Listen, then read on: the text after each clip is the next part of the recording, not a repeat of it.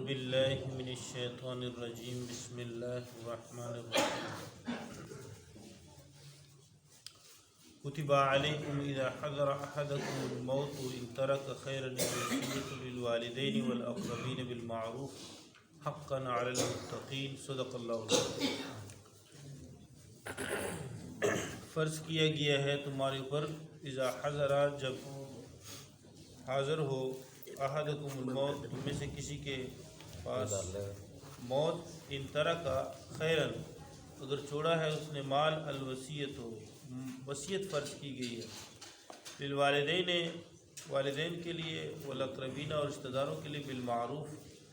معروف کے مطابق دستور کے مطابق حقا علی المتقین یہ لازم ہے پرہیزگاروں پر۔ وصیت کے متعلق حدیث میں آتا ہے صحیحین کے بخاری مسلم کی حدیث ہے، ابن عمر رضی اللہ تعالیٰ عنہ سے روایت ہے قال قال رسول اللہ صلی اللہ علیہ وسلم ما حق امرئ مسلم له شیء یوصی فیہ یبیت لیلتین الا وصیۃ مکتوبۃ عنده۔ فرماتے ہیں کہ جب بھی کسی مسلمان کے پاس ایسے کوئی حق ہو اس کے میراث میں سے جو اس قابل ہو کہ اس میں وصیت کی جائے، مگر وصیت اس میں ضرور اس کے پاس جو ہے لکھنا چاہیے اور محفوظ ہونا چاہیے کہ جس میں یہ بھی تو لیلت ہے، مسلمان کو یہ مناسب نہیں ہے کہ وہ 2 راتیں اس طرح گزارے کہ اس میں بغیر وصیت کے اس کے پاس وصیت لکھی ہوئی نہیں ہو۔ تو وصیت کی اہمیت اس میں بہت ضروری ہے کہ وصیت جو ہے ہر آدمی کے پاس محفوظ ہو اور لکھی ہوئی پڑھی رہنی چاہیے۔ آگے فرماتے ہیں ابن عمر رضی اللہ عنہ فرماتے ہیں ما مرت علی لیلۃ من سمعت رسول اللہ صلی اللہ علیہ وسلم،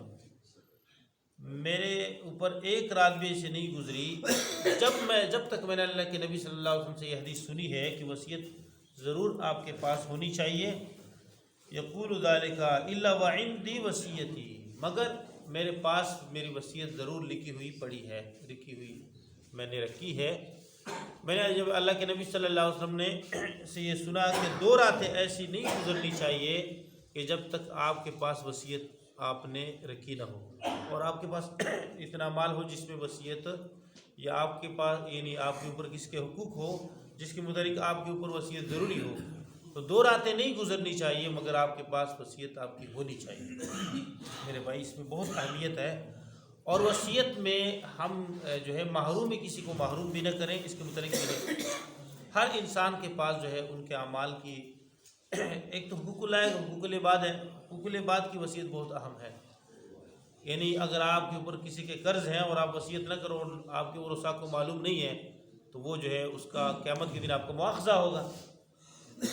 اور روایت میں آتا ہے نا کہ شہید کو سارے گناہ معاف ہو جاتے ہیں الا الدین، سوائے قرض کے، دین معاف نہیں ہوتا، ٹھیک ہے نا جی۔ تو وصیت کا ہونا ضروری ہے، اگر آپ کے اوپر لوگ کے حقوق ہیں تو وہ آپ وصیت میں ضرور لکھیں۔ حقوق اللہ، حقوق العباد جو ہے معاف نہیں ہوتے۔ حقوق اللہ میں ایسے حقوق ہیں جو انتہائی جس میں شدت ہے، جیسے زکوٰۃ ہے، اور اس کے علاوہ جو ہے زکوٰۃ میں بندوں کے بھی حقوق ہیں اور اللہ کا بھی حکم ہے۔ اس کے علاوہ جو ہے نماز ہے، نماز بھی معاف نہیں ہوتی۔ تو اس کے متعلق جو ہے کہ نمازیں اپنی زندگی میں جو ہے اگر آپ کی نمازیں فوت ہو گئی ہیں تو اس کی قضا ادا کرے، اس کی قضا ادا کرے۔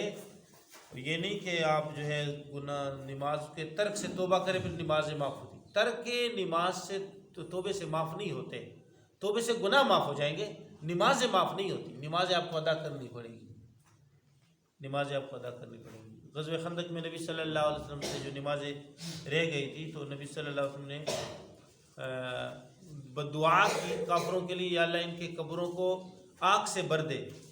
انہوں نے ہمیں صلاۃ الوسطیٰ عصر کی نماز سے غافل کر دیا، اور جتنی نمازیں رہ گئی تھی وہ ساری ترتیب وار نبی صلی اللہ علیہ وسلم نے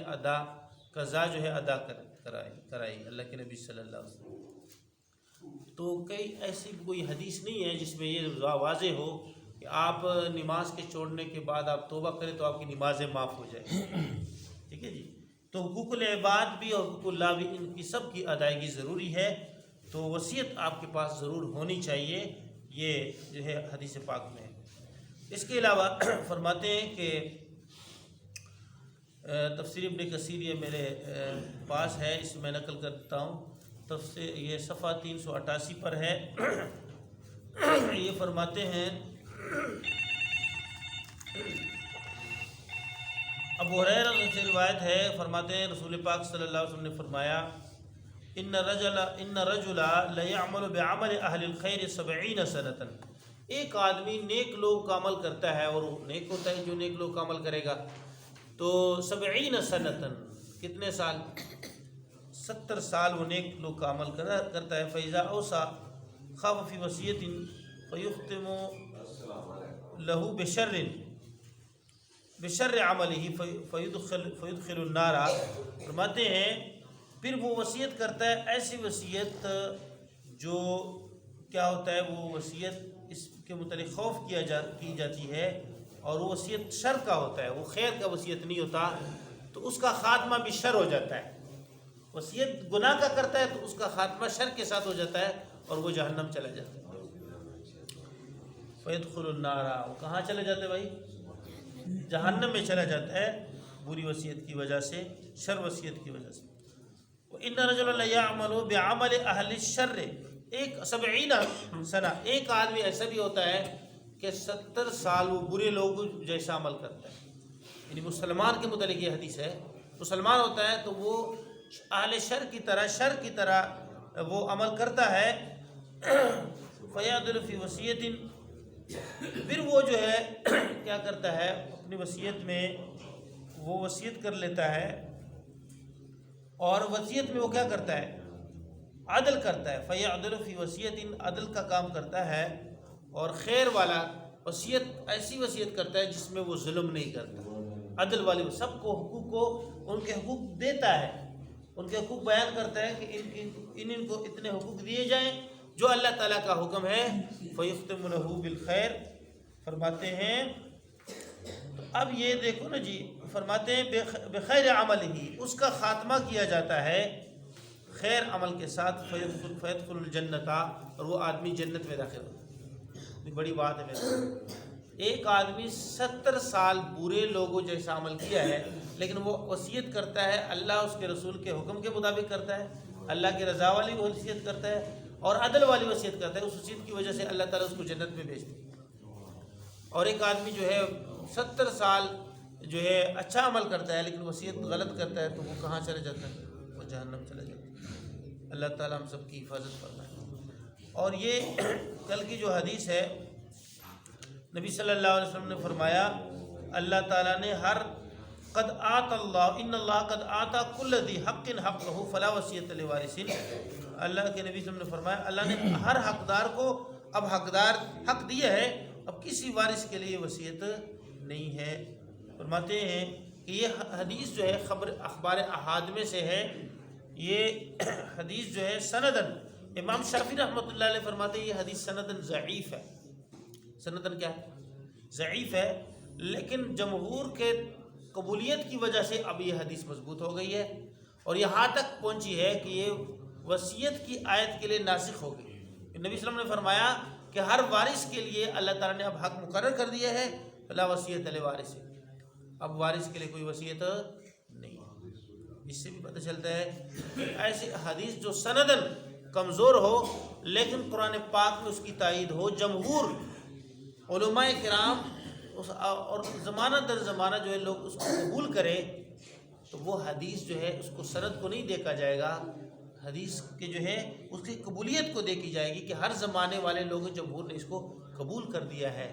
اب یہ حدیث کیا ہو گیا، یہ متواتر کے درجے تک پہنچ جاتا ہے، اور یعنی یہاں تک کہ وصیت کی آیت کے لیے کیا ہو جاتا ہے، ناسخ ہو جاتا ہے۔ تو اس میں بھی تفسیر بیضاوی میں بھی اس کی تفصیل ہے، باقی انشاءاللہ پھر اس کی تفصیل کریں گے۔ غرض یہ ہے کہ جب اللہ جل شانہ ذات عالی نے ہر حقدار کے لیے حق مقرر کیا ہے، تو اب ہمیں کیا اس کا حق ہے کہ ہم اپنے طریقے سے اپنے دماغ کے مطابق کیا کریں؟ ہاں جی،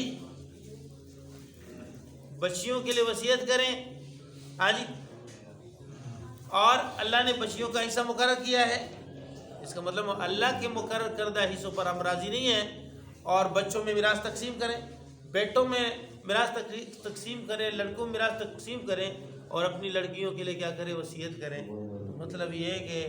آپ اللہ کے کلام کو اپنے جو ہے باتوں سے تبدیل کر رہے ہو، تو یہی بات تو ہوگی نا، جیسے اللہ کے نبی صلی اللہ علیہ وسلم نے فرمایا ایک آدمی نے 70 سال نیک لوگوں والا عمل کیا ہے، وصیت ایسے کر جاتا ہے کہ اس کی وجہ سے وہ جہنم میں چلے گا۔ اللہ تعالیٰ ہم سب کی حفاظت فرمائے، امین۔ الحمدللہ۔